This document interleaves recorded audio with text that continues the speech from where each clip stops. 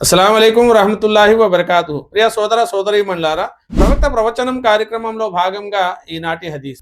దైవ సందేశహరులు ముహమ్మద్ సల్లల్లాహు అలైహి వసల్లం వారు ఇలా సెలవిచ్చారు అని హజరత్ ఆయిషా రజియల్లాహు తఆలా అన్హా వారు ఉల్లేఖించారు. వీలైనంత మటుకు ముస్లిముల షరియత్ శిక్షలను విధించకుండా దాటవేస్తూ ఉండండి.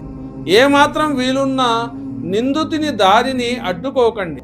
నిందితుని వదిలివేయటంలో తప్పు చేయటం శిక్షించటానికి ఓ నిర్దోషిని గురి చేయటం కన్నా ఎంతో మేలైనది. సోదర మహాశివులారా, న్యాయస్థానంలో విచారణ జరిపినప్పటికీ కేసు రుజువు కాకపోయినా లేదా అందులో ఏమాత్రం అనుమానం చోటు చేసుకున్నా నిందితుణ్ణి శిక్షించ వీలుండదు.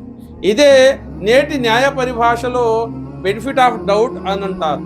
ఈ ప్రయోజనం సదా నిందితునికే లభించాలి అని హదీసు సూచిస్తుంది.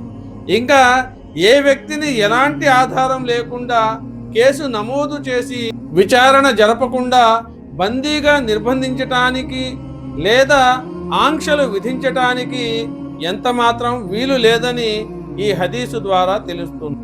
ఇది ఇస్లామీయ న్యాయ వ్యవస్థకు కడు విరుద్ధమైన విషయం. సోదర మహాశివులారా, ఎవరైతే ఆ స్థాయిలో ఉంటారో వారు ఈ హదీసులో ప్రస్తావించబడిన విషయాలపై ఆచరించే అవకాశాన్ని ఆ దైవం కల్పించాలని కోరుకుంటూ మరొక హదీసుతో మిమ్మల్ని మళ్ళీ కలిసే ప్రయత్నం చేస్తాను. అంతవరకు సెలవు. అస్సలాము అలైకుం వరహమతుల్లాహి వబర్కాతు.